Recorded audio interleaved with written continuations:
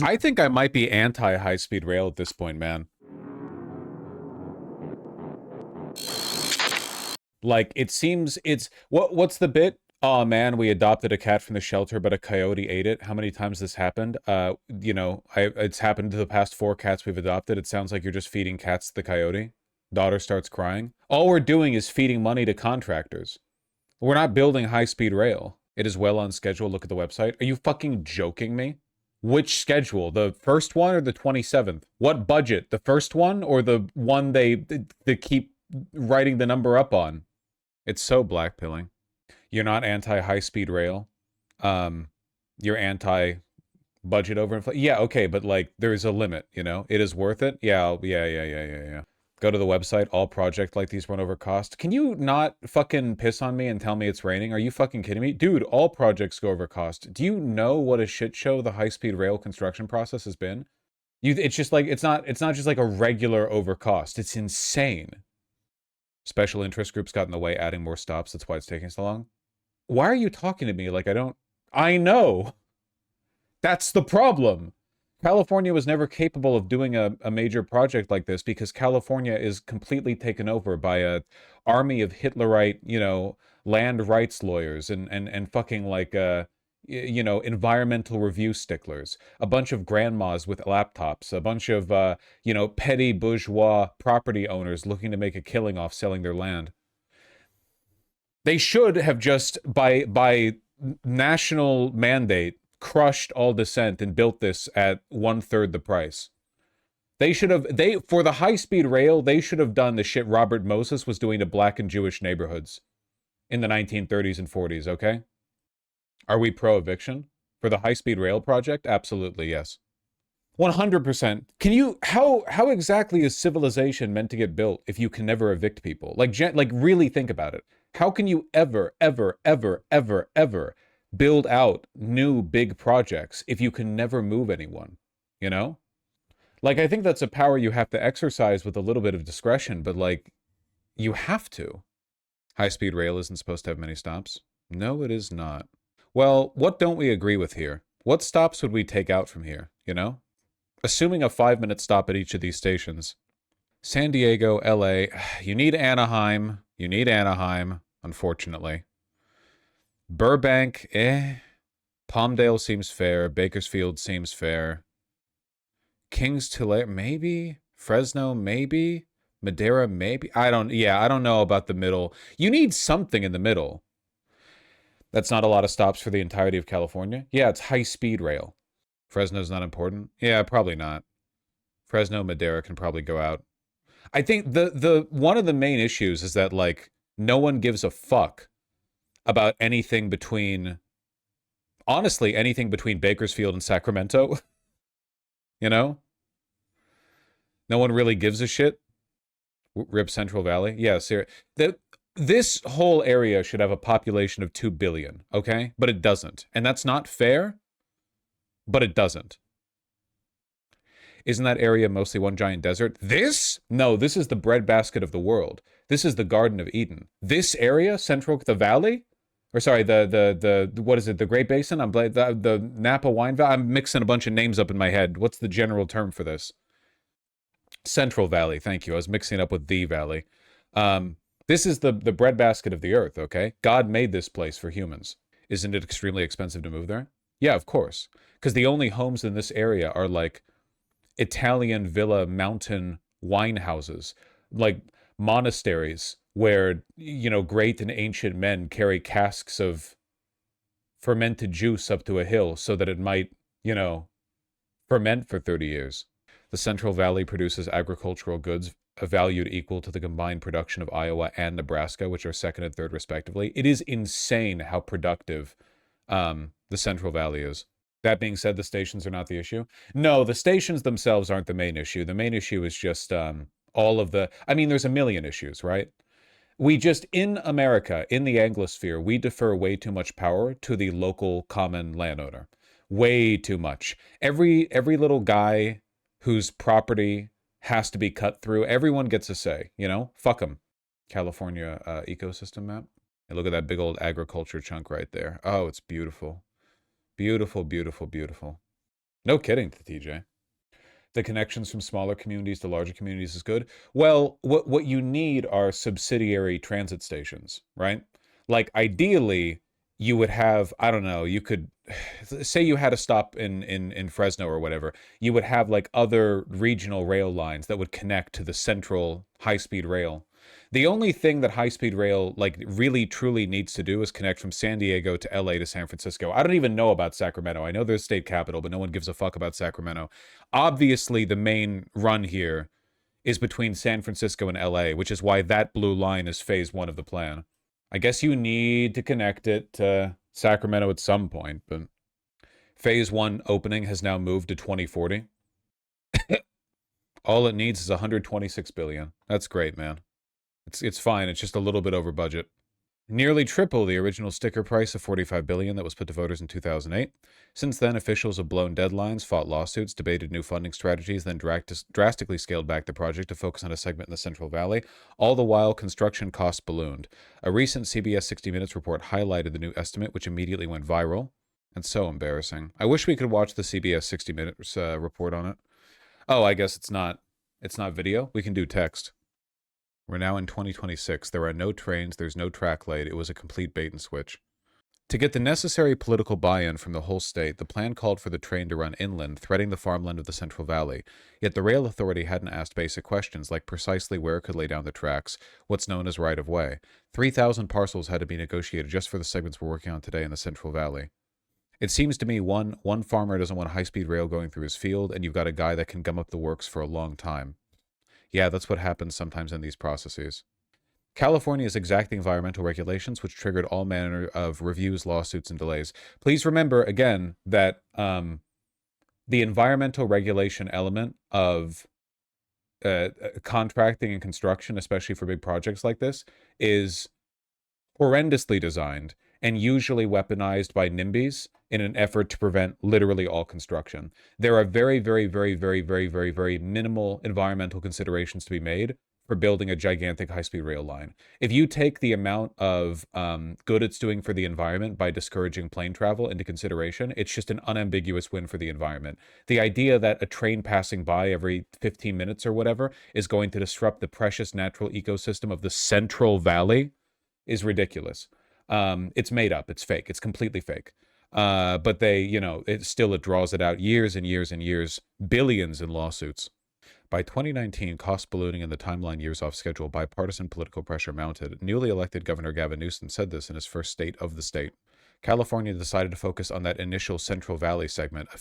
The least important segment of the entire thing, the fucking Central Valley segment, is the one getting built first. No, not the segment connecting San Diego to Los Angeles. No, not even Los Angeles to Bakersfield. No, none of that. But the least used portion of it right here, the useless middle section. You're not wrong, Kowalski, but that's why you have to be crushed by the state. Is there any way we could ask those people to justify this bullshit publicly? I mean, they're following their legal right to gum up the works, Those laws just have to be changed. But changing those laws would interfere with the rights of private landowners, which is like an unassailable demographic in the United States. You can never, ever, ever, ever, ever, ever, ever, ever do anything to inconvenience landowners. Meanwhile, Trump canceled $4 billion in federal funding for the train. Honestly, probably the closest they ever got to imposing the vision of Doge, Cutting government waste. California Governor Gavin Newsom finally declares his run for the presidency. He'll promise to do for America what he has already done for California. Big things, visionary things, like the high-speed rail project that will soon connect Los Angeles to San Francisco. This is not just a transportation project. This is a transformation project. This is one of the great economic investments in those regions of our state. This is painful to watch because you keep ping-ponging from valid points to unfounded armchair engineer points that caused half the issues. Building the Central Valley portion first is standard HSR construction practice around the world because it lets you shake down any engineering practices on the quick build before you embed errors in a 2-mile-long tunnel. Can I be real with you? They shouldn't have those errors in the first place. I think they should just do it right the first time. I know that sounds like an insane midwit position, but like high-speed rail is not new technology.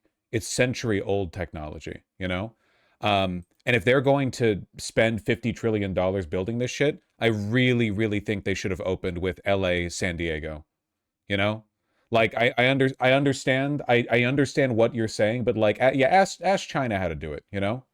If you're going to build something out, like how are you going to maintain public support for this project in the next decade or the next decade when the only functioning part of the line connects nowhere northwest of Bakersfield to Madeira? You know what I mean? Like you politically it is necessary you get something for this eventually. You know, just hire the Japanese to do it or something. I understand what you're saying. I don't disagree. I just think that given the budget and prestige of the project, they should have been able to get the best people, the expertise needed on it first. And I think they could have worked out those problems pretty well for a good chunk of San Diego to LA. Because that's a small section that people would actually use. When did this rail even start construction? 1963. That's fair, but we don't have the engineering capacity or supply chains necessary. I think we should have done that then. Honestly, it's gotten so bad that I wonder if it would have been cheaper for us to just reinvigorate Californian manufacturing just for the purpose of building the high-speed rail. You know what I mean? Get those steel mills up. Like, how much could it cost, huh? Just steel and stone. I refuse to believe the decision-making that's gone into this is not the product of grifting. I know what California contractors are like. I know what contractors in the United States are like broadly. San Francisco to LA wasn't possible because the counties in Central Valley wouldn't have supported the bill. Okay, but they need to be crushed is the problem. This is we should not have gone forward with this at all to begin with unless we had a plan for just demolishing everything along the way. Whatever laws are necessary, you know? And if we couldn't do that, we couldn't build it in the first place. We had not created a legal environment where it was possible. That would require FDR levels of coordination. Just keep in mind that the economy of California today is probably larger than the economy of the United States was back in the beginning of World War II, okay? Like, California is impossibly wealthy. There is so much money in California. The idea that we can't do it's embarrassing. Like, America was able to build a transcontinental railway back when people were eating dirt and sawdust cakes to make it through the day, you know? The French wanted us to use the existing I-5 right-of-way, which would have eliminated the need for political approval from Central Valley countries. Okay, why didn't we do that? Why didn't we just follow the I-5? Because of cities in the valley demanding it stop for them? Fuck them, dude. Their combined population is like, what, 1 million? Is the I-5 straight enough for the high-speed rail? I've driven the I-5 tons of times. Most of it is. I bet you most of it is. You could follow like 80% of the I-5? Probably. California's GDP is projected to be 4.4 trillion this year, which is 4 times America's GDP in 1966. The monorail in Portland follows the 26. So why didn't we just do this, man? Is it because it doesn't directly connect to San Francisco? Just build a little boop. Following the I-5 is a bad idea. There's lots of reasons why it wouldn't work. High-speed rail is good for serving those regional cities. You would suffer 10 times political issues. You didn't serve the CV. Okay, what I'm saying is there shouldn't be political issues because the governor should be a dictator. The governor should just be able to say, we're doing this now, and that's it. I don't know, like, other countries do it. Why can't we do it? It's how the French do it. It's how everybody outside the Anglosphere does it. Canada, Britain, America, Australia, they all have massive housing crises because the number one ultimate God-given right that you can earn as a human is land ownership. Vosh, as a European, I'd just like to say high-speed rail isn't as great as people say it is. You talking to a South Sudanese refugee, beef Wellington is not as good as you'd think. I know it looks really good in the picture, but you get like full really quickly. It's like so rich that you get a tummy ache afterwards. Keep reading it was funny. I get to decide when I stop reading. You don't control me. Imagine if I had to read every single chatter's comment all the way to the end because it might be funny. Why is California rail so expensive again? Is it just a choice to make it so expensive? It's a way of siphoning state money to contractors, which is like the only reason the state exists, basically. The only reason governments exist is so they can siphon money through taxes and then convince you that it's necessary to give them to contractors. Why couldn't it have followed the I-5? Look, it could have beep, beep, beep, beep. It could have gone right there. It would have been fine, man. It already connects to all the important shit. All the way from San Diego to Redding. Imagine walking into a state-of-the-art train in downtown San Francisco and traveling at speeds of more than 200 miles per hour. And You have to understand the I-5 goes right through the middle of cities. Wow, really? I hadn't considered that fact on any of the 50 billion times I've gotten on the I-5 while in Los Angeles. Or the 5. I don't know why I keep saying the I-5 like I'm not Californian. arriving in Los Angeles less than 3 hours later. No airport security lines, no traffic jams.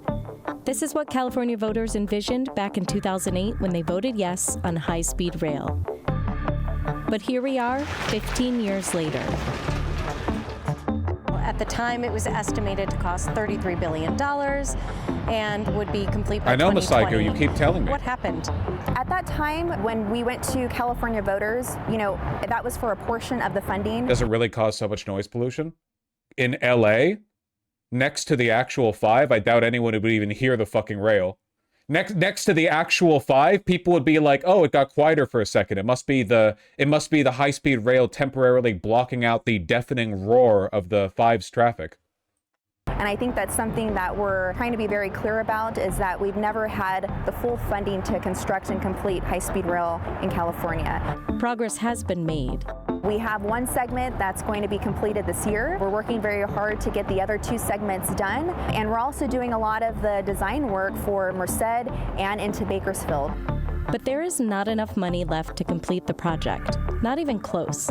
The latest estimates show it will cost up to $128 billion to connect San Francisco to LA. The project has spent to date about $9.8 billion. We knew we've had a funding gap ever since the project started. What I know is this: the earlier we build it, the cheaper it will be. CNBC visited California's Central Valley, where construction is underway, to find out what it will take to complete what would be the nation's largest infrastructure project. By the way, you're a fool if you think this is going to be the final budget estimate. We're nowhere near being done. Not even close. You think that's the last time the budget's going to go up? Oh yeah, the budget tripled in between 2008 and 2026, but don't worry, between 2026 and 2040, there's no way it'll go up again.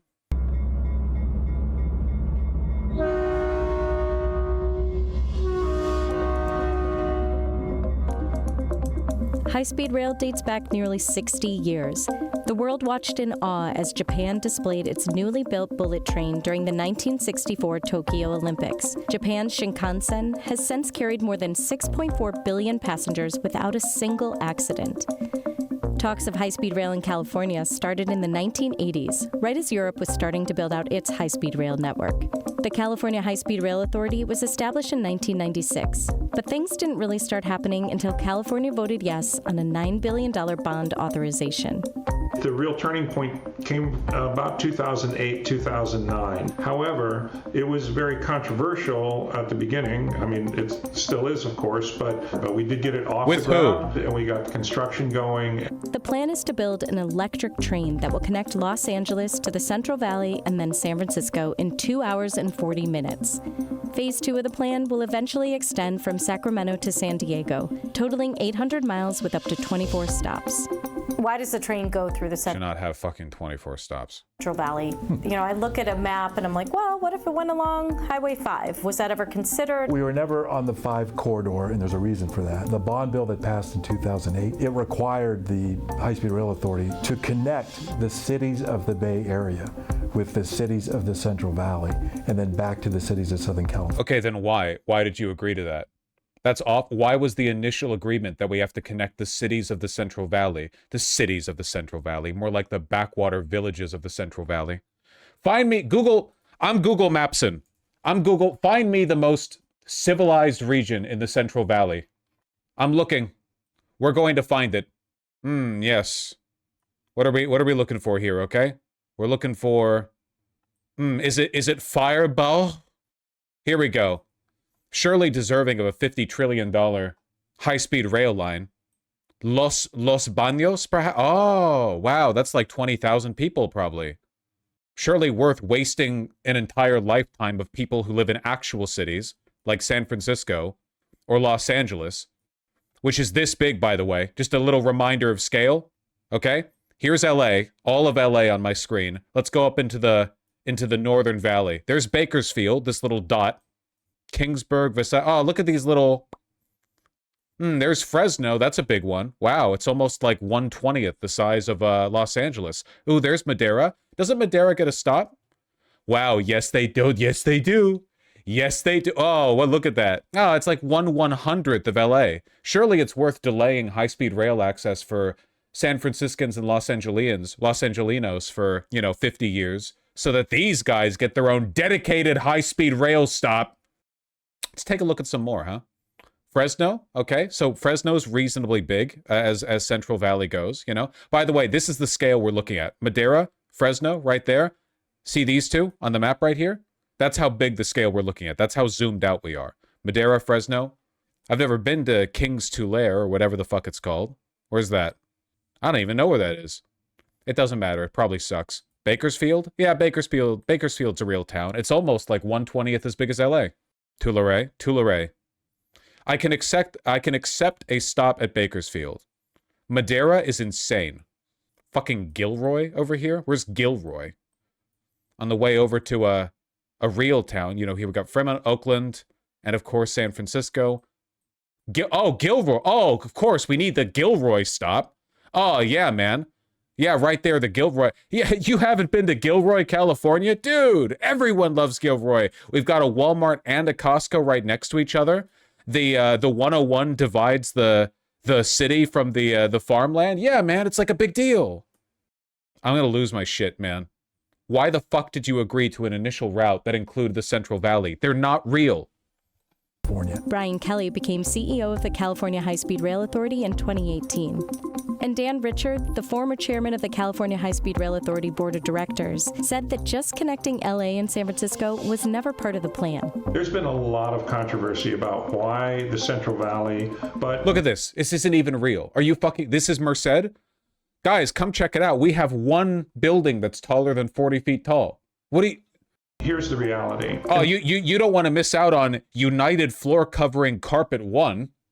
The lower part of the Central Valley, from Sacramento down to Bakersfield, there are about 4 million people. They agree to it because the Central Valley is often forgotten by the rest of the state. Good.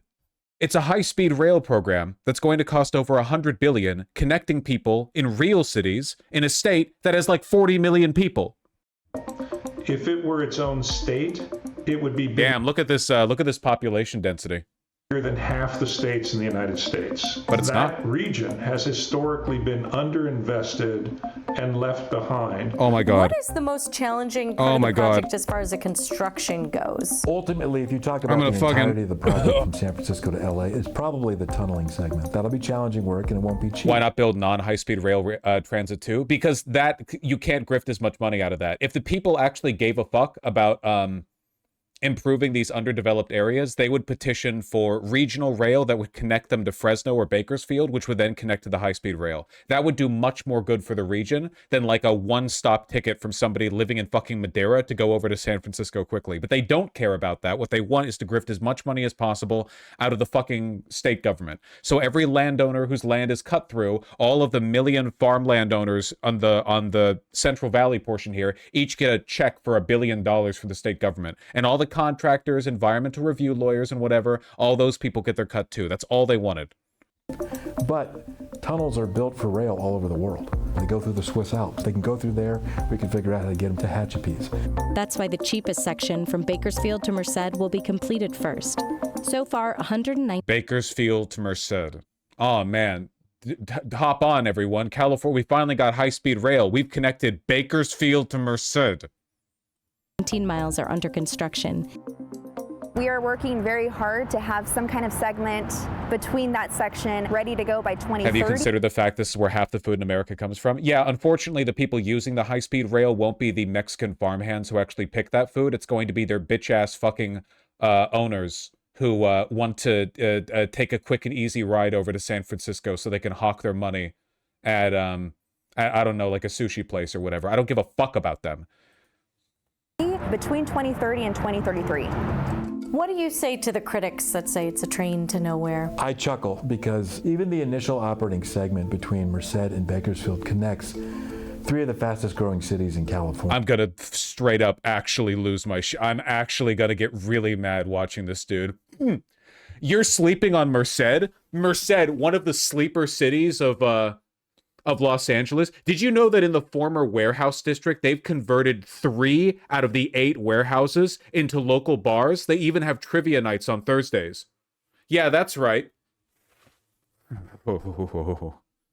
I think that's been a common mindset for a lot of other projects, including Golden Gate Bridge. Years ago, that was the same comment. It was a bridge to nowhere. And I don't think any of us can imagine. Unfortunately, they were correct. The Golden Gate Bridge still is a bridge to nowhere. It's pretty and everything, but they were correct in that one. Also, it cost like $50 billion less. Well, wait, sorry, I was understating that. About $120 billion less than the high-speed rail project. What it would be like to not have that bridge connecting us to San Francisco. Yeah, it looks close. It looks like you're close to ready to put the rails down.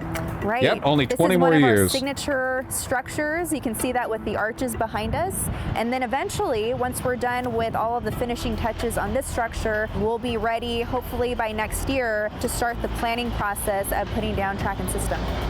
CNBC also visited the high-speed rail construction site near Fresno back in 2019.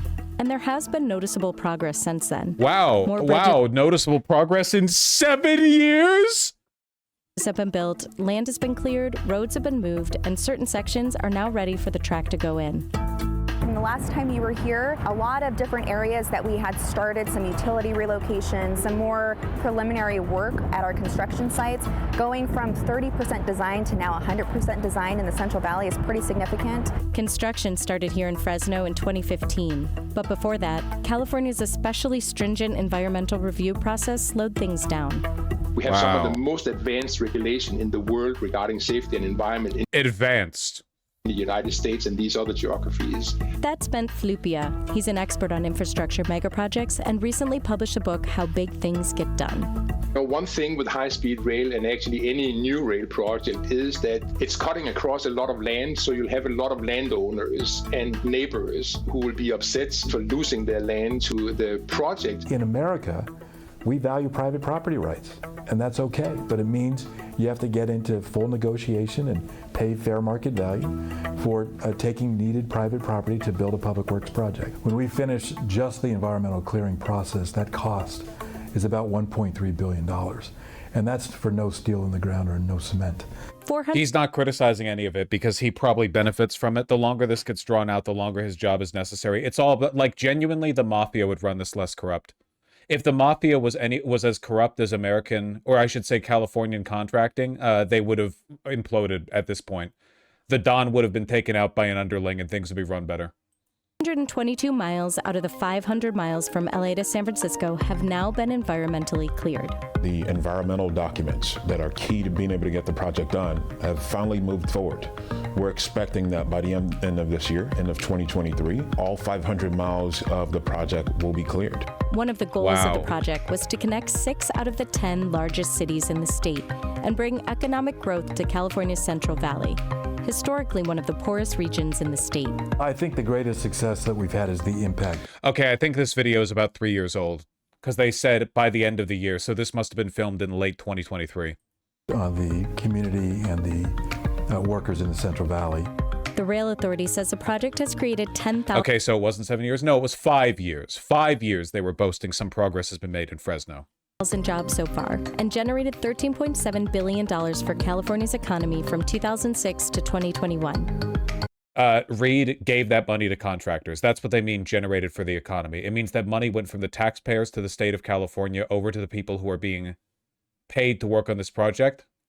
Since high-speed rail has never been built in the U.S. before, it's been tough to find U.S. workers with the necessary skills. So California High-Speed Rail offers a training program. Desiree Rees went through the apprenticeship. She used to work at jewelry chain Claire's, but now has been an iron worker on the railroad for 5 years. Working on the high-speed rail has allowed me and my family to grow. I had my second child in the beginning of my years on the high-speed rail. That's great, but like, I hate the documentarians for making propaganda out of this. This is an egregiously poorly run project, so making out its bloat to be so, oh, look at all the people who are like able to have these jobs or whatever. That's great. Let's talk about the project, okay? If you could get this project done faster, then maybe we could use some of that excess time and money to put this woman to work somewhere else too.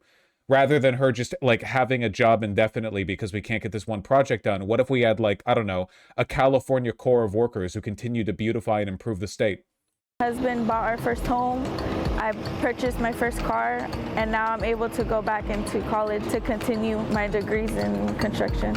Daniel Rodriguez was born and raised in California's Central Valley. Well, I feel like it puts a sense of pride for everyone around here to work hard at this job, and just whether it be for them or their kids or, you know, just the Central Valley, you know. So it's nice to have a project to work on and be a part of, and also have job security around here. To know that we're going to be working on this project for at least 5 to 10 years, maybe, you know. That's great.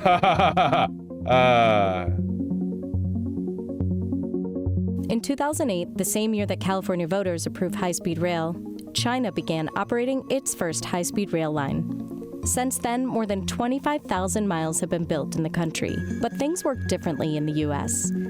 We're not going to bulldoze people out of the way. I mean, we're just not going to do that in this country. We're not going to... Things work differently in the U.S. We'd rather bankrupt the state and waste billions in taxpayer dollars, hundreds of billions, giving them to wealthy contractors and business owners, rather than mildly inconvenience the little petty kings that run California's Central Valley. Bulldoze over endangered species. You have to worry... You're not bulldozing over endangered. That's fake. This is just fake. It's fake. So the weaponization of environmental complaints by these fucking hog piece of shit fat businessmen who don't give a fuck about anything, them pretending they're really, really concerned about like the Central Valley weasels' migratory patterns or whatever, it's so fucking fake. About environmental protection. You have to worry about historic structures. Governments is much more fractured in the United States, so it's not centralized like France and Japan and certainly China. The polity in the US is so subdivided, which is great for many things, but of course the downside is that it becomes difficult to make big decisions. What's the upside? In the US, local jurisdictions have a lot of say in infrastructure projects. This has led to a lot of bickering about routes, political compromises, and lawsuits over environmental concerns or land rights, causing costly delays. It gives everybody a voice, which is a good thing, but when everybody has a voice... Mind you, somehow this gigantic, extended, protracted project of environmental review just doesn't seem to affect road construction as much. It's so strange, you know? America has all these problems with... landowning rights and environmental review, but it never really seems to get in the way of highway or road construction to the same extent. We built so many roads up and down California, we can't build one high-speed rail? It does, not to the same extent. Not to the same extent. The effort to try to harmonize all the different interests becomes that much harder. At one time, on the first 119 miles of the project, there were 12 outstanding lawsuits challenging whether we can spend money on right-of-way, challenging whether it was compliant with environmental laws, challenging whether or not it was the right use of bond money. The High-Speed Rail Authority has won every lawsuit that has been filed. How much does it cost and how much time has it taken? Against it. We're down to 3 or 4 now. We're in settlement discussions on all of it. It kind of comes with the process. Settlement. Oh, so they get their money? Okay, just making sure. Okay, so by won them, you mean you settled out of court. Gotcha. In California, as you move through that environmental process, it can be litigious. Early estimates vastly underestimated these additional costs, and along with the rising cost of construction materials and inflation, the price of the project has skyrocketed. Its latest expected cost of up to $128 billion puts it $100 billion in the red, and it's not clear where the money is going to come from. One of the biggest hurdles clearly is funding. That roughly a little over $100 billion number, it's a pretty fair assessment, and I think probably the most accurate assessment that we've had on this project since its inception. California is mass theft via private contract. Yeah, it's if you consider the proportional size of California's economy relative to the United States and scale it up to the country, it might actually be like one of the greatest acts of infrastructural theft in human history. Maybe there's probably some like ancient kingdom that beats it out or something, but like it's really, really, really high up there. About 85% of that through the cap and trade and the bond dollars. The federal government is funding about 15% of that with federal dollars we received mostly in 2009 and 2010. We're hoping to balance that out a little bit more with our federal partner as we go forward. It's going to need to be sort of a 60-40 relationship, if you will, between us as far as that funding split. We can't get this project done without federal support. It's just not going to happen. It's not unprecedented for the federal government to fund mega projects. To put it in perspective, the Federal Highway Administration spent more than $72 billion. I'm not going to lie. I would have, if I was like Emperor of the United States, I would have cut federal funding the moment California agreed on a version of this that gave deference to the Central Valley. You're going to build a mega project that's going to serve like hundreds of millions of people for lifetimes, and you're going to cripple it from the onset by having it do this useless diversion into fucking Nowheresville? Fuck you.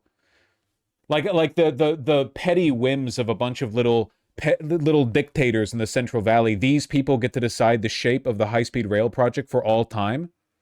It's a fucking joke, man. $1 billion on highways in 2022, and the F-35 program is estimated to cost over $1.7 trillion to buy, operate, and sustain the aircrafts. But the support has been weak coming out of Washington. Maybe the property rights were a mistake? You're just figuring that out? The bipartisan infrastructure bill passed in 2021 did allocate $66 billion to rail, which was the largest investment in passenger rail since the creation of Amtrak. But no money was specifically set aside for high-speed rail. Those valley cities are pretty big. No, they're not. It's a high-speed rail connecting San Francisco to Los Angeles. Nothing else is even remotely. Like you're nothing. You're nothing compared to us. You're ants. Critics of the project want to keep it that way. I just don't want the federal government getting involved in this. We shouldn't be subsidizing this program, not at any level of government, and certainly not federal taxpayer money. And I just believe that this is a problem. I'm not anti-train, I'm not anti-worker, I am anti-fraud, waste, and abuse, and I'm anti-bad ideas. There was bipartisan support for high-speed rail, but I will tell you that the day that President Obama came out and announced that he foresaw an America where 80% of Americans could be connected by their cities with high-speed rail. Yeah, how's that going? Are you suggesting it follow the crumbling mountainous coast instead? What about the 5? At that moment, at that instant, the Republican support evaporated, which was just ridiculous because, you know, there are no Democratic or Republican trains, just like there are no Democratic or Republican potholes. But these obstacles to completing megaprojects are not unique to the United States. Britain is building a comparable high-speed rail project that would link London to northern England. It's also faced controversy, delays, and costs that have skyrocketed to north of $100 billion. Britain has much the same problems as us when it comes to the tyranny of the private landowner. It's this stop-go approach to delivering them, you know, that now, then you're doing it, and then you're not doing it. That's very bad for projects. If you decide to do a project... You should really make comparisons to like France or Germany or Spain or China or Japan. Just any non-Anglosphere country. They have our same British common law, like root problem. You need to do it, and you need to do it in as short a period of time as possible. Therefore, it's a really bad idea that both High Speed 2 in the UK and California High Speed Rail are doing exactly this, taking a long time to deliver their projects. California is actively applying for grants from the federal government to help complete the project. Why? So fucking federal taxpayers can subsidize local contractors as well? But competition is fierce. Environmental review lawyers Company is another high-speed rail project in the region, which hopes to take passengers from Los Angeles to Las Vegas and eventually connect to California's line. It has already received bipartisan support for a $3.75 billion federal grant. So the question remains, will California be able to finish this epic mega project? I'm concerned about where they put this construction. California would have been better off. This wasteful project is the concept of high-speed rail to what a Newsom presidency would be to the concept of Democrats being an opposition party. It destroys everyone's faith in the concept. I think that's an excellent point, yeah. It seems like in addition to being a complete waste of time and money and a massive transfer of tax dollars to the wealthy contractors and litigious lawyers, it seems like it's also basically destroying America's confidence in the viability of this project, when this project was from the beginning cucked out to, you know, private landowner tyrants and, you know, Central Valley farmhand dictators and all other manner of nefarious individuals. If they had started building from LA north and from San Francisco south, because if the part that has been built turns out to be financially a disaster, you know, people are not going to queue up for building the rest. But if you had built in San Francisco and LA and you could see a lot of people are actually getting on that train, then there would be more of a logic, you know, to actually finish the project. I don't have any question that it's possible to finish it. And actually, when you look at projects around the world, it's very rare that big projects like this, when you've already spent like billions and billions of dollars, that they actually get stopped. It's real easy to say, I don't want to spend the money on this. But it's our kids and our grandkids and the future of the state and the environment and our society. And every generation, I think, has an obligation to make those... I'd argue bigger. It's designed to leave you hopeless to the prospect of tax being used for good. Yeah, it's kind of like the reason the elites hate Mamdani. He's a reminder that if you have the right people in charge, tax dollars can be used to improve your lives massively. But they don't want that, because if they're using it to improve your lives, they're not using it to finance their child rape islands.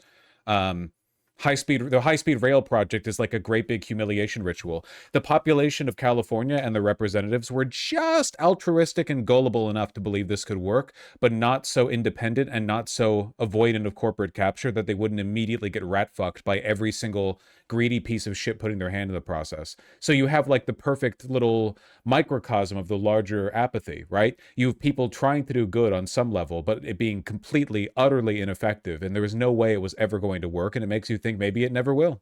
Maybe it never will. Kinds of investments for the future.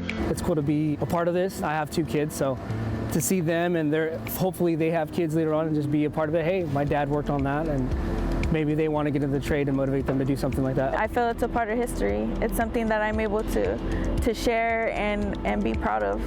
You can't build yesterday's transportation projects for today's and tomorrow's challenges. You got to build stuff that's different.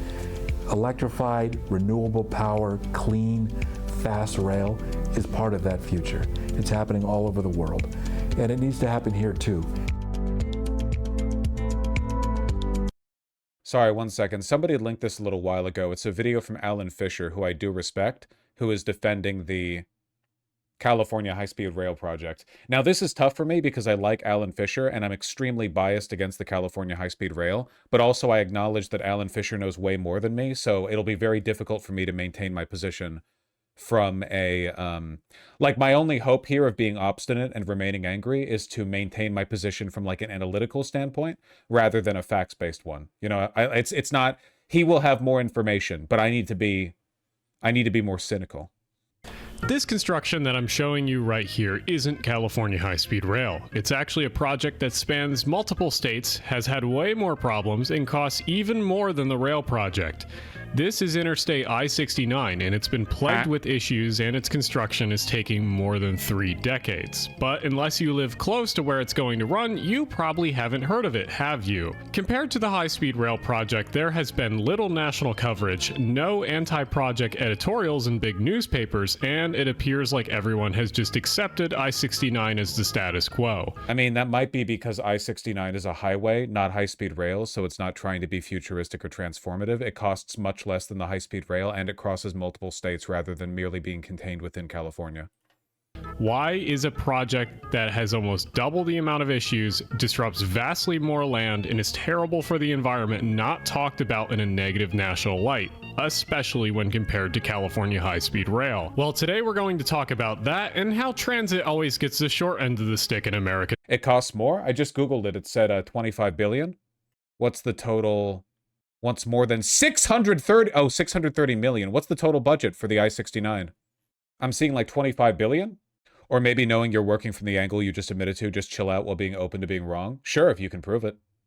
They don't even have a concrete number yet? Okay, well, the only number I'm seeing right now for the I-69 is about 25 billion. But anyway. Media.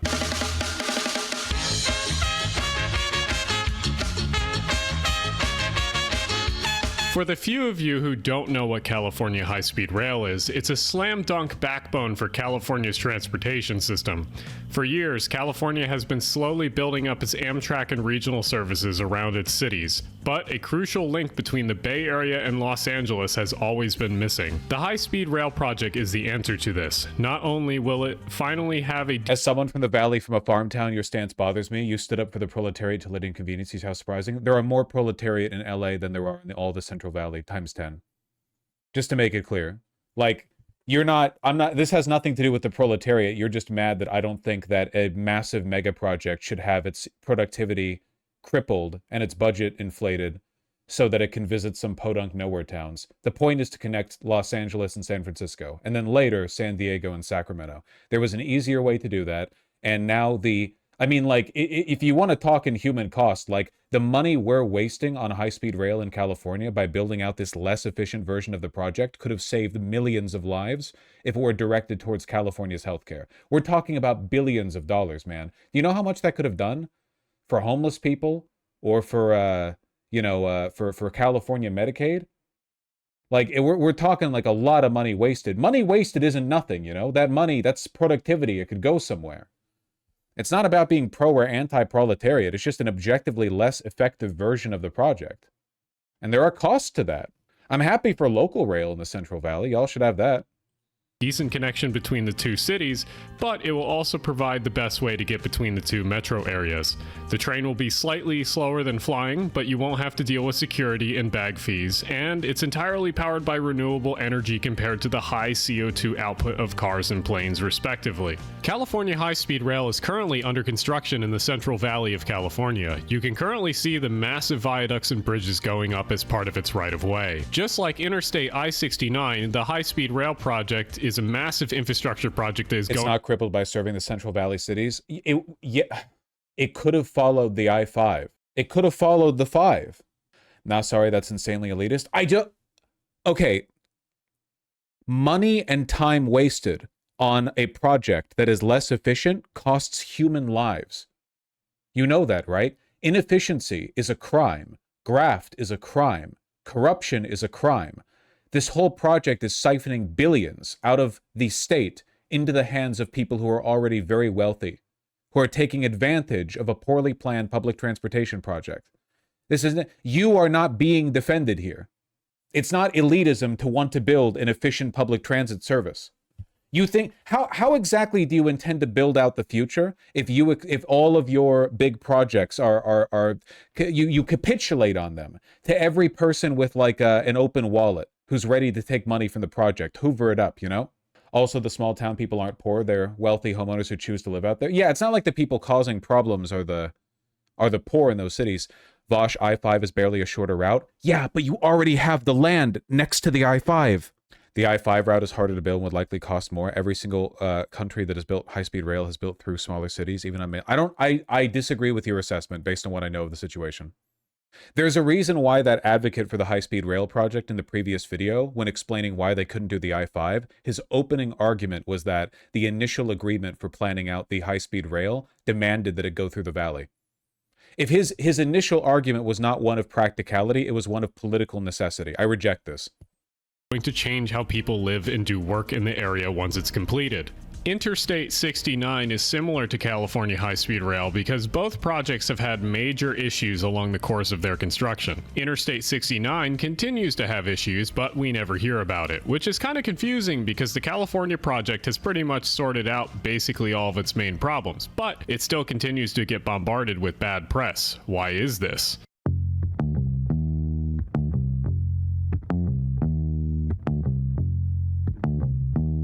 Well, the first reason has less to do with the thesis of this video, but it's still very important. The first reason why transit projects often get harder scrutiny is because most Americans... Literally every town and city is connected to high-speed rail in my country. But in my country, we have no high-speed rail, and it costs us $50 trillion to build out every foot of the rail. So it makes sense that we would prioritize on the cheapest and most efficient route between the two mega ultra super duper cities in California.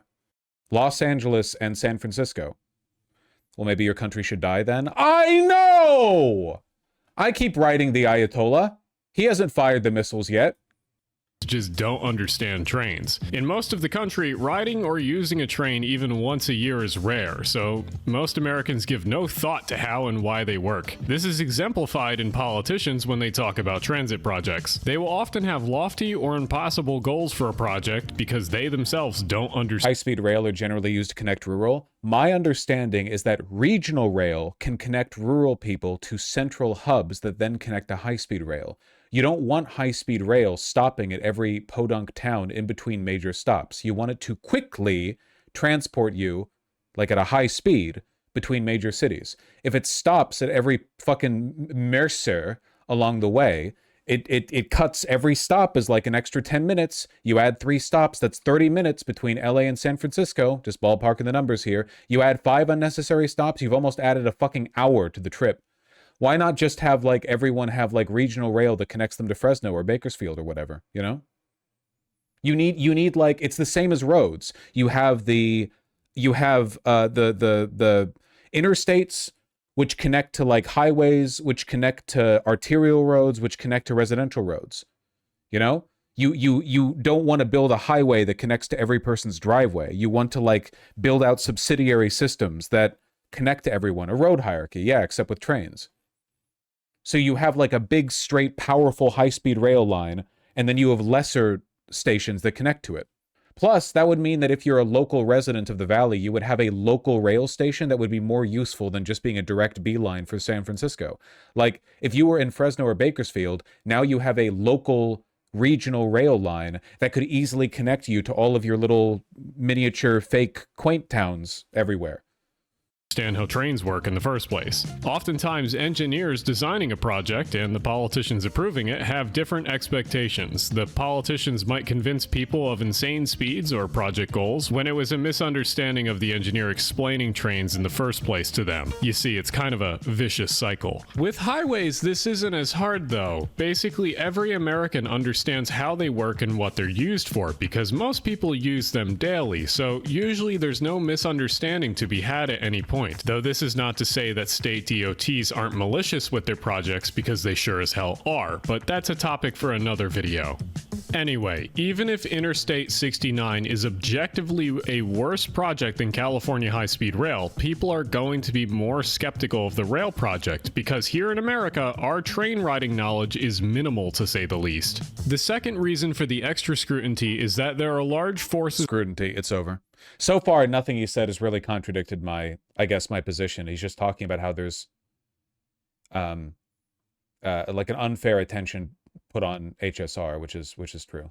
Companies that do not want to see transit succeed, and there are 2 types of business-related reasons why people do not want to see transit to be successful. The first type is companies and people that are heavily invested in an industry that benefits from not having good transit. This would include airlines that fly shorter routes that could easily be high-speed rail connections instead. A good example of this is when— shouldn't HSR be for as many people as possible, not just for people living in major metropolitan areas? You can build HSR out only at a finite speed. There is not infinite time, money, and resources. When you connect major metropolitan areas, you are serving the greatest number of people possible. There are more people there. LA isn't getting priority with the connection because of the name Los Angeles. It's because LA County has 13 million people in it. If you build a connection in LA, you are connecting 13 million people. I'm sorry, I'm being a little bit emotional here, but I have strong opinions on the California high-speed rail project. Airline Southwest openly lobbied the Texas government to block high-speed rail projects within Texas between its major cities. This is all too common in the US, but the average person never sees this in the news because a large company lobbying the government doesn't really make eye-catching headlines, does it? Oil companies are the other main culprit. They consistently lobby against transit projects and instead lobby for highway and car-based infrastructure. One recent example of this was when oil barons known as the Koch brothers made a campaign in Nashville to scare voters out of selecting the option to build a new transit system for the city, and instead redirected funds for more highway construction. Just because you have strong opinions doesn't make them well-informed? No, me being right makes them well-informed. If you have a complaint, make the complaint. There's nothing I respect less than people smugly saying you're wrong without, like, adding the complaint. If you just say you're wrong, all I can say is, like, no, I'm not. If you give me the complaint, then I can respond to it. And a reminder for those who need it, building just so far this doesn't really have anything to do with one more lane, bro, does not fix traffic. Anyway, along with those devious reasons, anyone that calls themselves a neoliberal or any other similar ideology-wise will always seethe when it comes to bigger government transit projects. The reason is because transit is almost always government-owned and operated. In the United States and any place where capitalism is pretty much worshipped, there's always an obsession to run the government like it's a private business, which, when it comes to transit, doesn't really make sense. People forget that there are economic benefits to I don't know if this video has anything to do with anything that I'm saying. Is there hold on, he has another video. California high-speed rail has not failed and real life law is wrong. California high-speed rail is good, actually. Yes, I do think it had some large problems in the beginning, but I still think it's a great project. What has mainly held it back is the project not receiving enough money in the first place. I know that sounds confusing, especially with some of the problems that it has had, but I'll explain this later. I've wanted to make a California high-speed rail video for a while, but I've been putting it off. The San Francisco Bay Area has 7.7 million people. The Central Valley has 7.2. Yes, but the San Francisco Bay Area is a tiny hub that could all be served by a single stop at the high-speed rail, and the Central Valley is probably about the size of the state of England.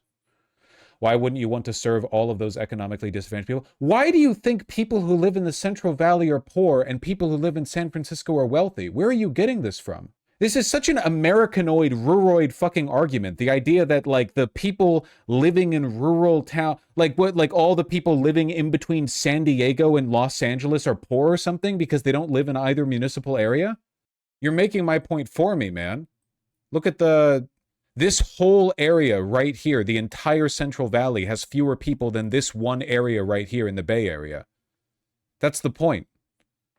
They don't understand you can just build one hub in Central Valley and then connect it to a regional rail network for the Central Valley. You could literally just follow the 5 and then have one line that runs out to Fresno or Bakersfield or whatever, and then just have like a spoken hub system. You build it out from there. Go back to video. He addresses all of this. Okay.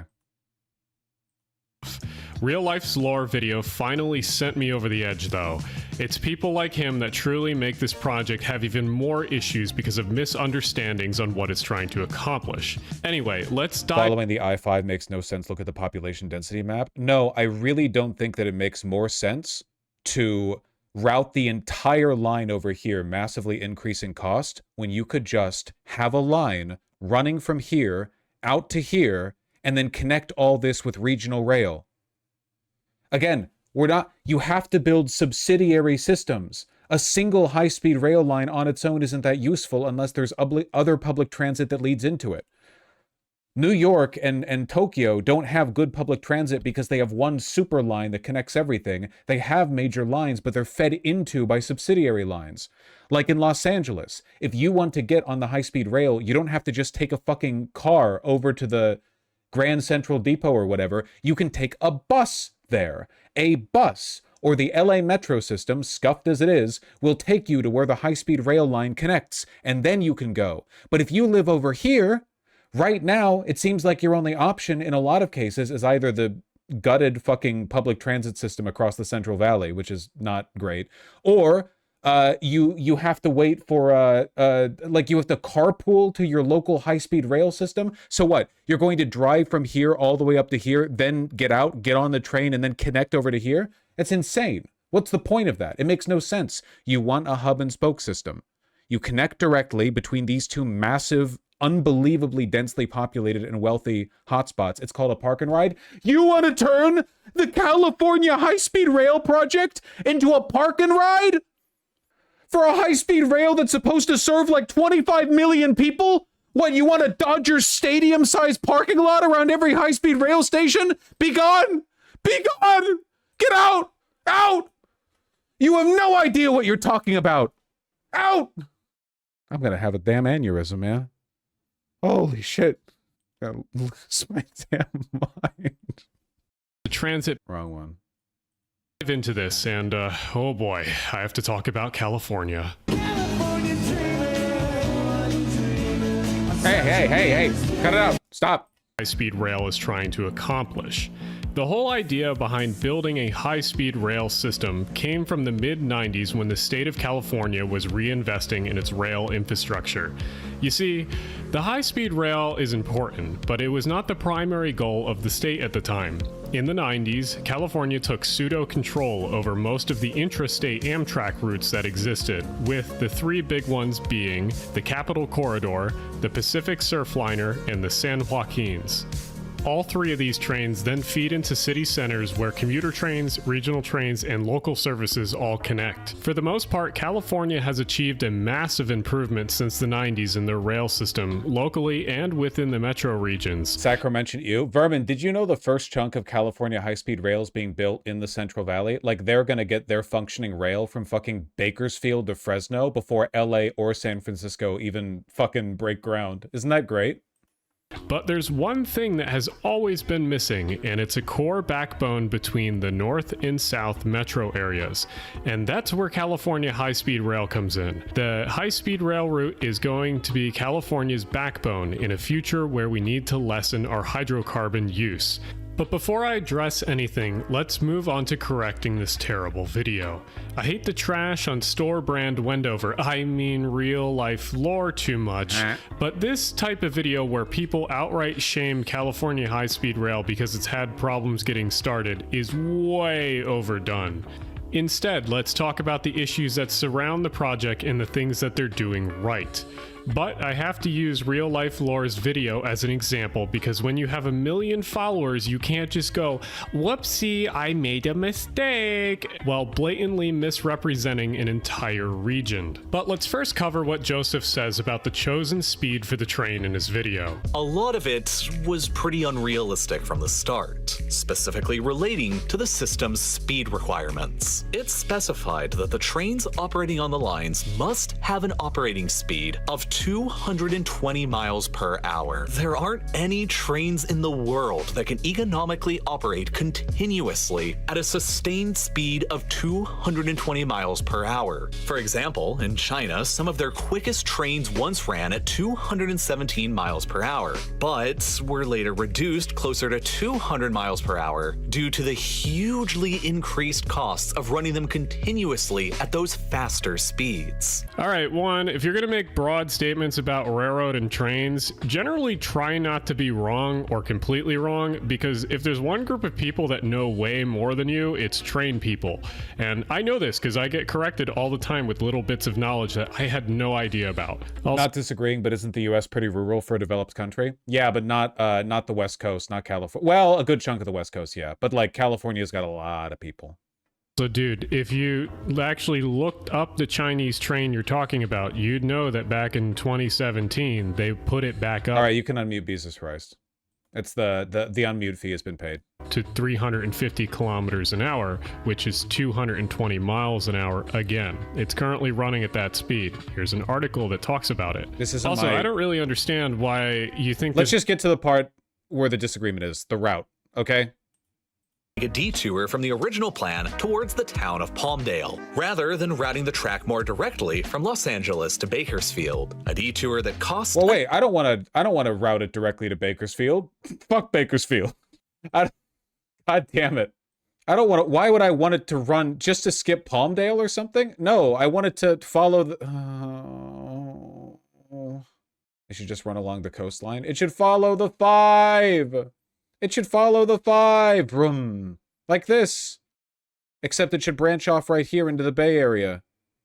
An extra $5 billion makes the total journey 12 minutes slower, and all for a town of only 150,000 people. Likewise, further to the north near San Francisco, it was decided to serve San Jose on the new main line with completely new track, rather than utilizing the already built Bay Area Rapid. What?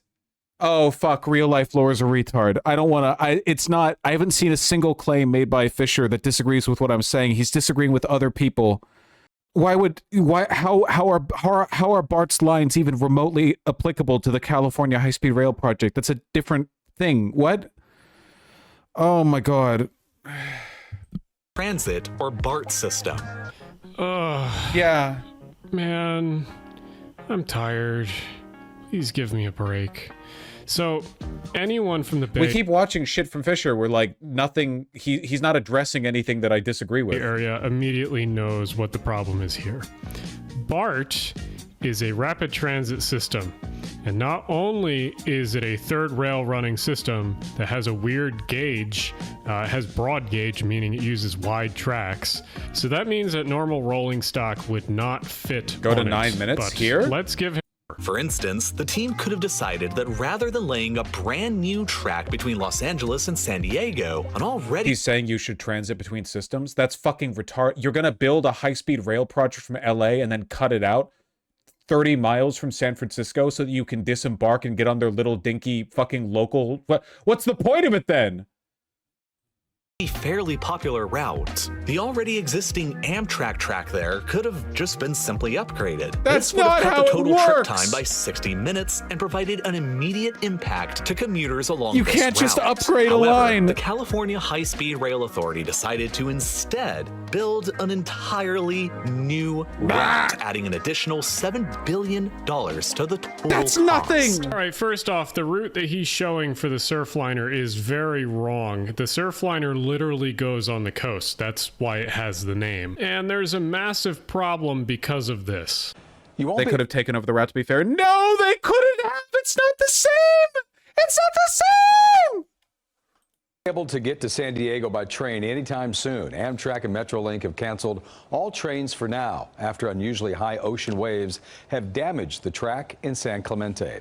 A track near the Cypress Shores neighborhood is described as unstable. It runs along the ocean over some sand. Because of safety concerns with this portion of the railway near San Clemente. Drone video shows high tides from last week that sent waves crashing onto the tracks. Officials are worried about the stability of the tracks and the cliff it sits on. Yeah, so the Surfliner right-of-way literally sits between the ocean and a hard place, and unless you're going to destroy the highway there, you're not going to have enough room to actually make the sweeping curves for high-speed rail. Now, do I think that the Surfliner corridor should be upgraded? Hell yeah, of course. And I think that eventually the corridor and everything along it should be straightened and electrified, but you're not going to ever get high-speed rail out of that corridor. Don't joke with that. Okay, now let's talk about cost. Nearly 14 years now since the passing of Prop 1A, the cost of the project has ballooned from $40 billion I'm stressed to nearly out, man. $100 billion due to delays, cost increases, and the slew of lawsuits thrown at the rail authority. Further, that $100 billion price tag is just for the San Francisco to Los Angeles segment of Phase 1. So let's first off look at something that's very similar to the California project, which is actually the original Shinkansen route between Tokyo and Osaka. Just like the California high-speed rail project, the original Shinkansen was quoted at 200 billion yen, but it ended up doubling that to 400 billion yen. But the thing about that is that no one remembers that, and anyone that talks about the Shinkansen nowadays never even thinks about that at all. Like, they just think, oh, Japan has a great rail network. There's no like thought about, oh, back in the day, I can't believe this cost so much money. Well, the same thing with the California project, which is, yeah, there's cost overruns and there's stuff that sucks. But the thing is that once this is done, people will be like, oh man, California has a fantastic system. I can't remember when they didn't have this. I mean, I think the problem is that the Shinkansen is really good, and the California high-speed rail project, even if it meets all current expectations, isn't going to be that good. Also, I'm going to assume the Shinkansen project probably cost, like, per mile less than the California high-speed rail project by quite a bit. But since we're on the topic of the actual cost of the project, why don't we talk about why the thing has cost so much? Overall cost of the Shinkansen project was about 1.8 trillion yen in today's dollars. So that would be about...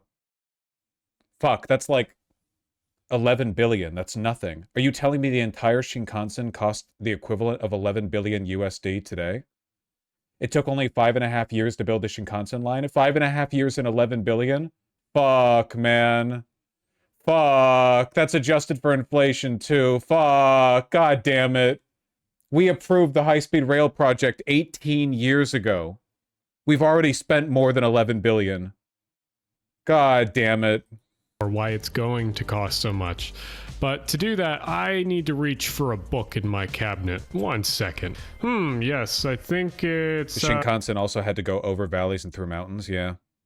The project managers of the Japanese high-speed rail did kill themselves, though. I'm fine with that. This one, yeah, here we go. Viridian, So do today not in email Book me. Club, we will be discussing the book Contractors All the Way Down by the Armchair Urbanist.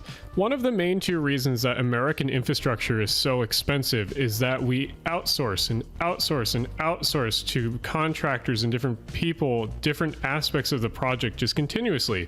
And when you do that, every person in between has to make profit of some sort. And that's how you get ballooning costs. You see, they're considering shutting down the Ballard Link expansion. Fucking stupid, all because of rising... Yeah. Over here in Seattle, the Ballard Link extension, which is desperately needed, but, you know, whatever. The projected estimate was that it would cost like $100 million in 10 years to do anyway, so whatever. I will discuss in a future Everything episode how costs you can everything. kind of avoid this Nothing and gets to be some built. political decisions you can do to avoid these cost overruns with infrastructure. The other issue of why a lot of American projects end up going over budget is because we're often building things that we haven't built in a while or don't continuously build. So there's often a loss of knowledge that has to be rebuilt as the project continues. And we saw that with California high-speed I can't believe the Shinkansen cost 1/10 what the high-speed rail in California is projected to cost, and it was larger, and it did more, and it was better, and it worked, and it took 5.5 years to build. I'm gonna lose my fucking mind. Sort of in the beginning when they had like the formation stage of like how to do the thing. So literally you could say that some of the cost goes to the education of learning to do this again, or just learning from someone else how to do this. Basically, you can just say that some of your project money is going toward infrastructure education for future generations, which is not a terrible thing. Also, like... Yeah, and how long ago was that? We factored in cost of inflation in the assessment there. I mentioned earlier, I think one of the best decisions would be to fund California high-speed rail even more, like give it more money. Feed more cats from the shelter to the coyote. Because one of the ways that you can actually save money in the long run is if you fund it in the first place and give it a lot of money at first, so you can actually finish the project faster or finish the thing in a shorter amount of time. This actually saves you money for two reasons. One is that you pay people for less time, like in general, because you're finishing the project faster, but also you have a almost like factory system where you can go through and finish this at a very fast pace versus just stopping it and then starting it again. I mean, the problem, it seems like Alan Fisher agrees with my fundamental point here, which is that the obscene cost is being ballooned by a death of American manufacturing, over financialization, and the fact that we subcontract everything, you know, which is my point. But it seems like at this point, we can't build anything anymore anyway. Like, if we continue to attempt, like, it's like the I-69 or whatever. Like, we used to build highways, now we can't. We can't build anything anymore. We literally can't build anything in this country. We can't rebuild the fucking Baltimore Bridge or whatever, the one that blew up. We couldn't build the Golden Gate Bridge if we wanted to. Nothing. We can't build anything. The empire's dead and it's over. You might as well move. If you have money, leave America. What's the point? We can't build anything. We literally can't build anything. The only time we you have to, in order to build anything, you have to accept the fact that you will send 90% of the money that it takes to build anything into the coffers of contractors. Australia, here I come. It's bad over there too. Probably not as bad, Vermin Hands. All we can do is build suburbs. Phoenix is ballooned to the 5th largest city in America, and it's just a giant suburb. It's just a giant suburb with no fucking building codes either. You know how many YouTube channels there are, and it's just private building inspectors going house to house and observing the egregious fucking Phoenix suburb rapid construction process? How much shit is unfinished? People leaving like blue tape on the buildings, tiles broken. Stopping it and then starting it again, which wastes a lot of time and a lot of startup time. So there's one last thing that Joseph says that I want to go over. The only He's not going to talk about anything today, just Stunlocked and shit that doesn't matter. This is everything. This matters. The inability for America to build things, the fact that every time we try to engage in a public project, it just siphons billions into the hands of contractors. This is the problem. We have structurally, legally facilitated the development of an environment where it's impossible to do civilization building. We literally can't do it. It matters a lot. It matters like more than anything. When water starts to run out in the Southwest because the Colorado River is cut up into pieces and nobody knows how to run it, when everything falls apart, when bridges collapse and aren't rebuilt, when earthquakes shatter the West Coast and nobody's around to rebuild it, it will be because of this. 1,000 years ago, people could have rebuilt it. 2,000 years ago, people could have rebuilt it. Today, we can't. Because 1,000 years ago, there were, per capita, more builders, more workers. Same 2,000 years ago. And there was more will. But now we have nothing. The problem in California is that the CHSR is expecting that 75% of its riders will come not from airline passengers, but from people who usually make the journey by car, which historically has just not been the main demographic of people who switch to using high-speed. I can't read another fucking message about Canada or Japan from you. I'm not kidding. I can't do that. I can't do it anymore today. And stupid discussions of all time is arguing over the alignment choices for California high-speed rail. Every single time this project gets brought up, some nerd reverts to the decade-old article of how SNCF, France's national railway, was asked to possibly be a contractor on the project and then backed out because California was so hard to work with.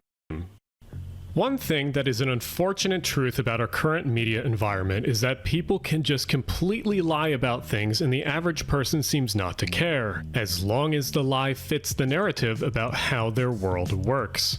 This seemingly leads many people on the left and right to immediately assume things that affirm their political views. Leftists definitely fall into these traps, but it seems that the average conservative will far outdo anyone else when it comes to believing ridiculous myths that are clearly false. This type of person routinely shows themselves and their biases off daily on social media, and nowhere is it more obvious than on Twitter. What are we talking about? X or whatever it's called now.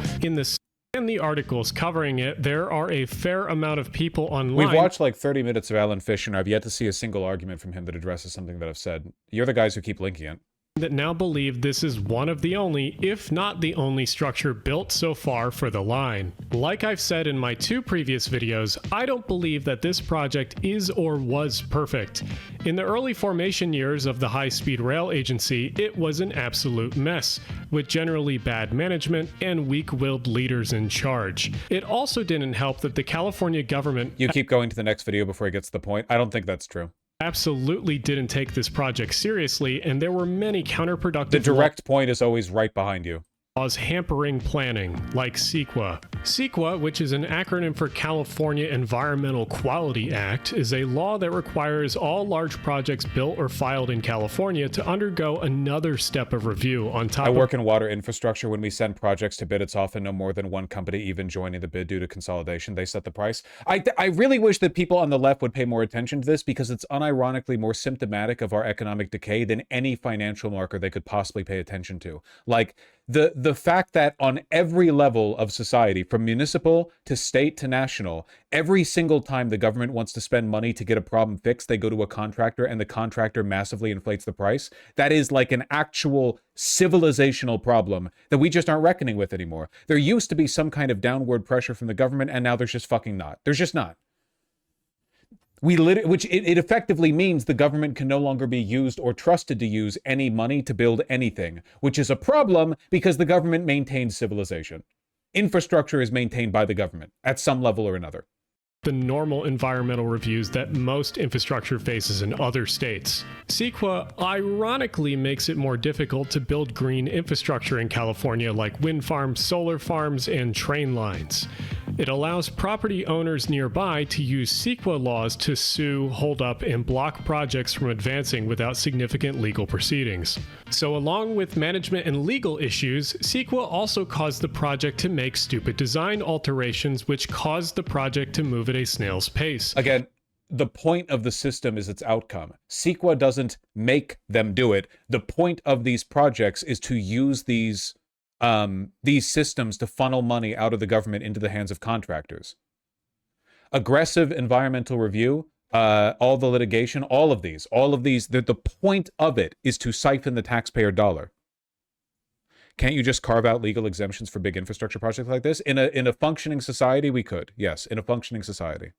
For example, redesigning the entire catenary structure to take into account a few hawks and birds that exist on a small part of the line, but pay no attention to the oil rigs, water-intensive almond farming, and mining nearby that does significantly more damage to their habitats every single day. Again, this is why California is not taken seriously sometimes. They shoot themselves in the foot by arguing over negligible things, while the bad, nefarious actors that have always been operating continue to get away with doing shitty things.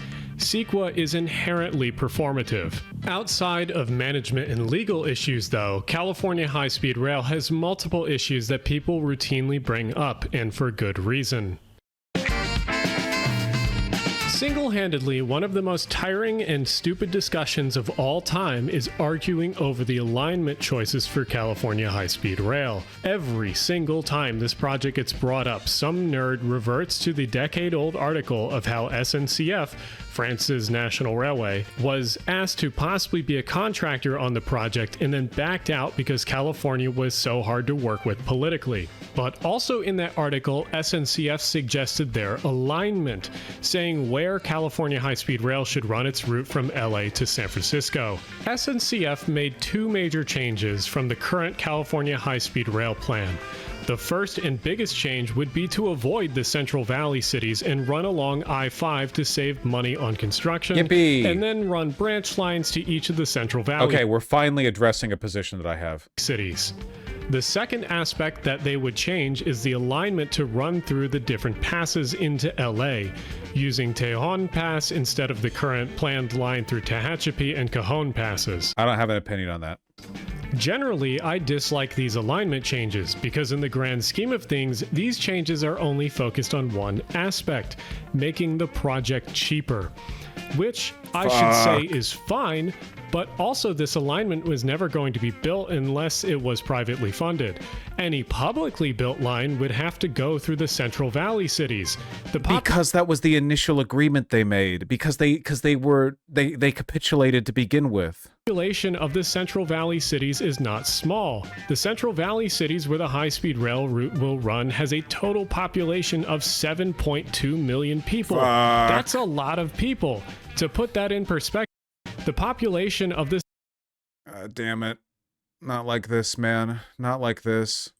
A lot of the Central Valley population is over here in Stockton and Sacramento. A line was going to cut up there anyway. If you run from the 5 over here and you connect LA to the Bay Area, you would have a branching line going up to Sacramento anyway. So a significant portion of the Central Valley population, SAC is not Central Valley. Well, guess what's included in this fucking population graph? What do you think's being circled right here? That line would already connect. You would probably have a branch right here. Or maybe like here or something. 34 like, what's the population if you cut out SAC? States in the US with less population than California's Central Valley.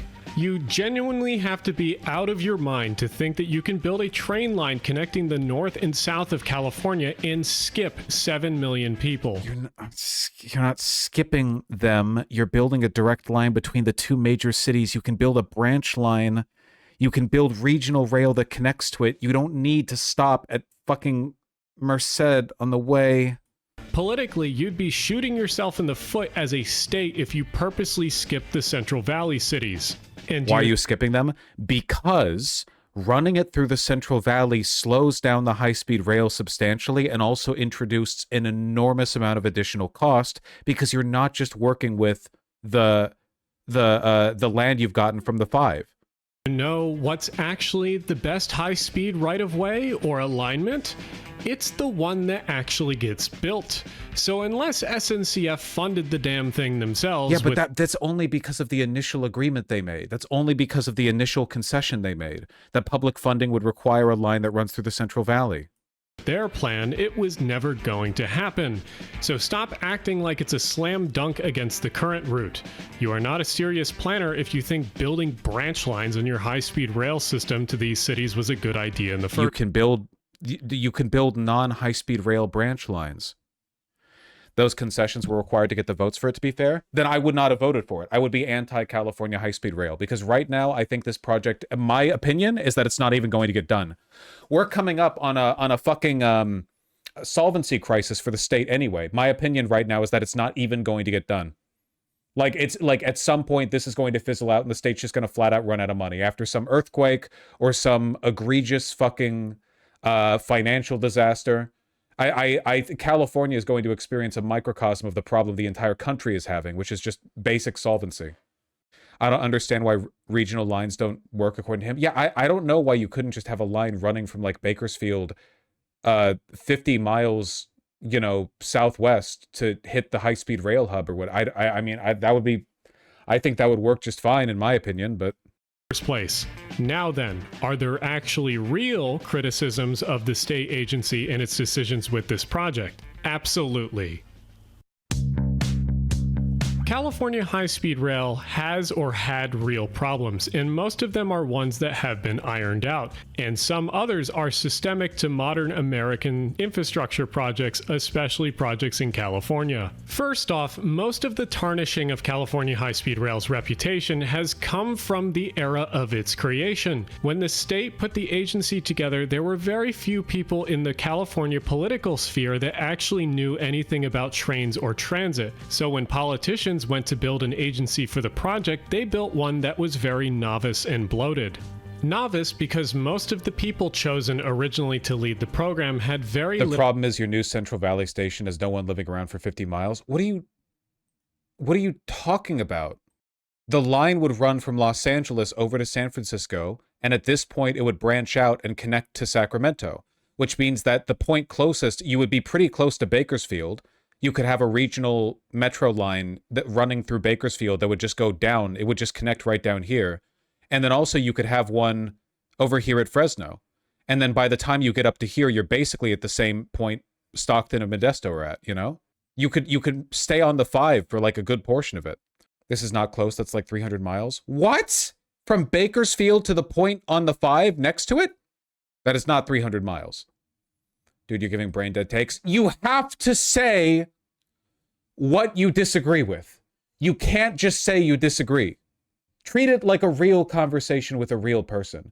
If a person was saying something you disagreed with and you just said, that's wrong, and didn't elaborate, people would think it was weird. Was this, what are we watching? This one? I don't know, man. Experience with mainline rail, let alone high-speed rail, thus leading to the second problem, bloating. It is factual that in a capitalist economy that people with more knowledge than someone else will sometimes take advantage of that. Usually when it comes to infrastructure and planning, take as if keeping it between two cities would fix the underlying problem. It would, for one, make it faster, and which is a big issue, and for two, it would run along the existing I-5, which means that you would already have a place to build it because you would only have to worry about the land adjacent to one side of the I-5. You already have a path cutting straight through the area. The Fed owns the I-5. That's a negligible concern. The Fed would, with the exception of the current presidency, the Fed would be fine cooperating with the California high-speed rail project, working adjacent to it. If the Fed was willing to give funding for the construction of high-speed rail, which they were before Trump, I guarantee you that they would be willing to work with that land. You would be solving a lot of right-of-way problems. Get people that call themselves consultants. If you run an agency or project and you don't know exactly what to do, you'll contact You're the one not providing evidence, though. He goes specifically into why branch lines don't work, and you're just like, yeah, they would. I don't even know if he's referring to branch lines of the high-speed rail or subsidiary local rail lines. Building those costs even more money. A local rail connection from Bakersfield to the point on the I-5 that it would meet with the high-speed rail connection would be negligible in cost. A local rail line would be, not only would it be negligible in cost, it would be more useful for the people of Fresno and Bakersfield and so on than the high-speed rail would. The high-speed rail is meant to be a super fast, only a couple of stops line that cuts through California. It's a major throughway. It can't have a bunch of stops. But if you built a robust local rail station, you could build up the Central Valley effectively in a way that isn't completely dependent on the high-speed rail, which is not as useful to you. Don't you want a local rail that takes you between local Central Valley stops? Like, I'm just describing how this is meant to work, you know? I think that what Alan Fisher was saying was that a branch line for the high-speed rail would be a bad idea, which I agree, right? At that point, you might as well just build it through the Central Valley. You could also expand the local line in the future. Yeah, it's also much easier to expand the local line. But like, would that be so bad, living in Bakersfield and Fresno and taking a local rail line that takes you to the nearby high-speed rail station? It would barely cost you time even. Don't they already have BART trains? That's in the Bay Area. I think it'd be cool to have as many high-speed rail stops as possible, actually. Okay, I don't know if you're joking, but you can't have as many high-speed rail stops as possible, because then it wouldn't be very high speed. Because the critical point of the high-speed rail that we're trying to hinge on here is that, oh, you were joking? Okay, you can't be doing that with me right now. Have a little bit of social grace, okay? But to be clear, every stop you add in between the two critical cities here, San Francisco and Los Angeles, adds to the time it takes. The difference between high-speed rail between those two cities taking 2 hours and 3 is colossal. You know that, right? The whole point here is to make plane travel between the two cities irrelevant, among other things. If it takes too long to get between A and B, it makes it really, really, really, really, really difficult to advocate for it as opposed to like just using the airport. I don't care, Wardpipe. That's fine. Side help to solve your issues.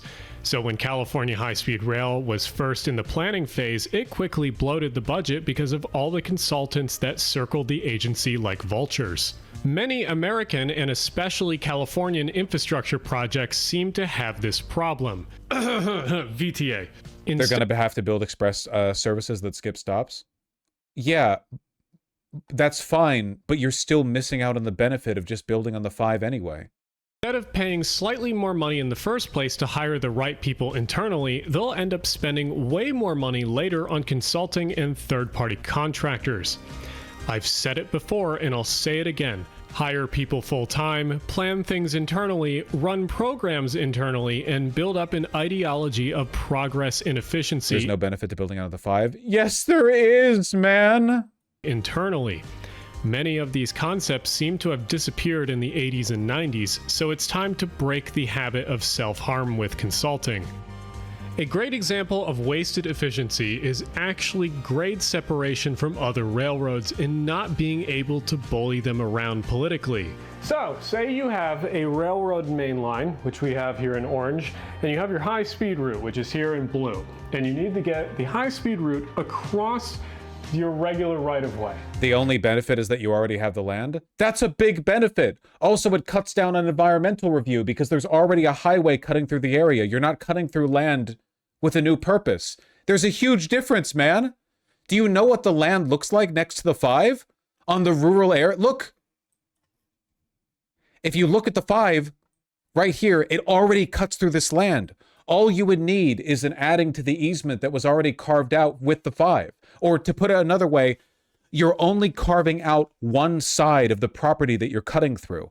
Meaning that if you want to, say, take land from this farm chunk right here, you're not having to worry about cutting straight through the middle of something, which requires a lot more consideration on how you get through it and how you like manage land, how much of the land are you buying up on the other side. You would already have land on one side of the high-speed rail construction covered. You would only have to ease in from one side. It would be an improvement. It would make it easier. The right-of-way would be easier to manage legally. Can't you put it between the roads? No, I don't think so. Maybe in some areas? Probably not here, though. The I-5 route would require the same amount of environmental review. If it does, then it shouldn't. I don't know what you want. Those farmers would fight that tooth and nail. Buddy, they're already fighting it tooth and nail up here, where the high-speed rail is cutting through, like, virgin farmland. So what's the difference?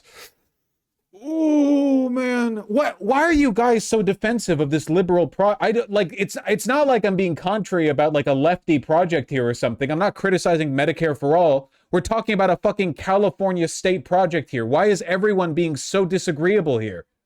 Why can't you just say how much less it would have cost? Because nobody knows. California didn't even know how much their version of the project would cost. Nobody knows how much it costs. Maybe a large portion of your chat's from the Central Valley? Yeah, I guess so. Didn't realize, but, you know, that's on me for not considering it. What if I just really hate Bakersfield? Just finish the video.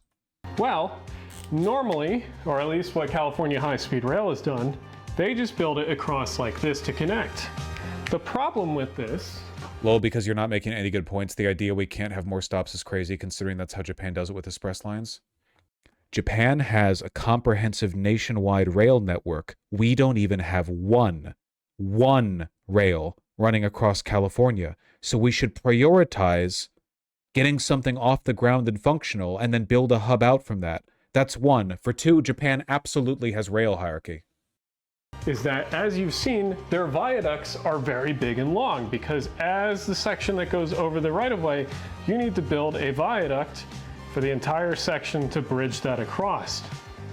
And high-speed trains can't make this smooth of a curve. By the way, it's really fucking funny for you to argue that when the Shinkansen also does what I'm advocating for, as in it has branch lines running out to other areas. I don't... Like, Japan has rail hierarchy. And this is just the Shinkansen. They also have all the subsidiary rail networks. Like this. That's the point. It'll be way longer, as you've seen in a lot of those aerial clips or drone clips that they have. So the other solution, which if you have a stronger state... That chatter's talking nonsense. The first phase of the Shinkansen was literally built for the '64 Olympics in Tokyo, connecting the major hubs of Kyoto and Tokyo. Oh, you're telling me the original Shinkansen wasn't diverted 100 miles west so it could run through bumfuck Nowheresville, the famous Japanese province of fucking shit nowhere with 5 people? You're telling me the original Shinkansen, which was built for less than 1/10 the cost of the California high-speed rail and took less time than it took for us to even begin deliberations, wasn't directly diverted so that it would in any way not compromise the speed of travel between Kyoto and Tokyo? With stronger politicians that are willing to fight the freight railroads, you tell the freight railroad to move their right-of-way slightly. You just pay them like $50 and say, here. And you wouldn't do that, would you? So I'm gonna pay you $100 to fuck off. And so you make the freight railroad change its right-of-way slightly so that when you go to cross it with your high-speed route, you instead just have to come across like It's just this. fucking crazy to me that we've been arguing this for so long when every video that we've seen, even ones from mainstream media, have made it clear the reason for the original planning change was because of political pressure from the Central Valley wealthy-ass, land-owning farm boys who pressured their representatives into making sure that the land diverted into theirs so they could all get a fuck ton of money off lawsuits and right-of-way concessions. Like, it's like the idea that Central Valley is not wealthy. The people who own the land in Central Valley are wealthy. Yes. And instead of needing a very, very big, long viaduct, you essentially just need a shorter viaduct that goes across the smaller section. This is not exactly the exact track geometry that you would make or see, but this is an example. The Tokaido Shinkansen opened shortly before the '64 Tokyo Summer Olympics. The 550-kilometer route connects Tokyo, Yokohama, Nagoya, and Osaka, the four largest cities in Japan. Oh, they don't connect to Bakersfield? Oh, what about fucking Merced over here? You're telling me they don't even hit up Madeira on the route? That's fucking crazy, dude. You're telling me Merced? They're missing out?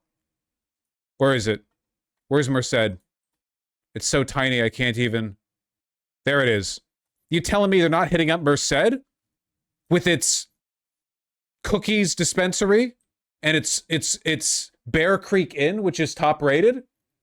Like, if you take the slower train line and you move that instead of the bigger train line, you're going to save a lot more money building a lot smaller viaduct.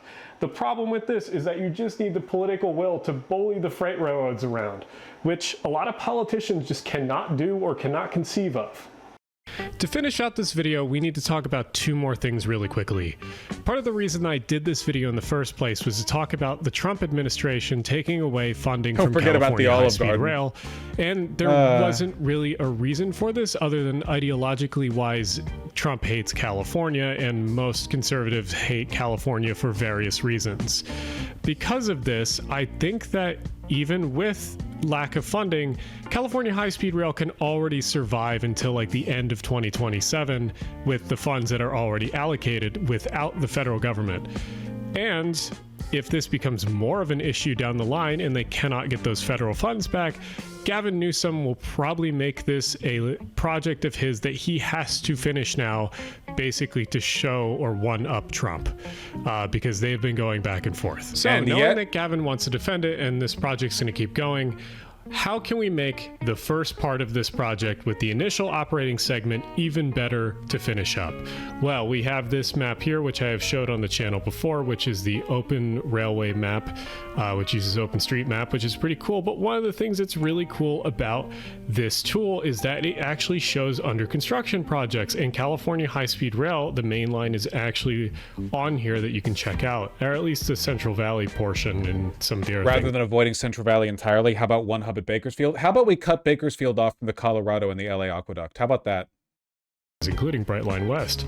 Build a moat. But up here, I've had it. one of the main things that I think will be very, very important for California High-Speed Rail is the first section is supposed to go from Merced up here all the way down to Bakersfield down here. Let them And eat so, almonds. This is kind of just the Central Valley, and part of the problem with this is it doesn't really connect to anything besides the central cities. Now, there will be transfer services to other services like the San Joaquins and other Amtrak trains, but we could do one better. Here in Merced, where we're supposed to be ending part of the line, it actually parallels one of the rail main lines. And Merced! No way! That was where the Bear Inn was, right here. It actually parallels one of the rail main lines and is also pretty close to the Amtrak station over here on the BNSF sub. But you could do one better. There's actually some plans, or at least some murmurs, of wanting to electrify one of these lines for normal passenger service up to Stockton and then all the way to Sacramento. And if you were to do that and actually upgrade the line to 110 mile an hour like running speeds, you could get your high-speed train, could leave the high-speed right-of-way and join the normal passenger line, and then go at least 110, which is still pretty good, all the way up to Sacramento. So you could go all the way from Sacramento to Bakersfield, and part of it would be on a normal right-of-way. And hell, you could even... I know you joke, but the University of Merced is there, and a rail in the area will benefit it greatly being UC. Wow, really? A good thing there's no UCSD or UCLA that might benefit from that connection a little bit sooner. Now, I guess everyone in LA right now can just wait until fucking 2072 or whenever the fuck after the water wars begin. Never heard of light rail. The fucked up thing is that the fucking... They actually already have local rail transit through the Central Valley. They want more. They're greedy. They do, and I've taken it. It's kind of dog shit. Well, it's the Central Valley. It's what they deserve. Why are there parallel lines? Because the Hitlerite West Valley Americans were not satisfied with merely having one fucking rail. They needed two. Oh, I'm mad. Okay. Fun fact, Atascadero Psychiatric Hospital is there. That's where the state puts violent sex offenders who are criminally insane. Oh, that's why they're like that. It's like an open grazing ground for them. Merced can actually fuck over the whole project right now because the authority wants to delay construction of its station so they can connect to Gilroy up through San Francisco via the Caltrain corridor instead of building the Sacramento segment.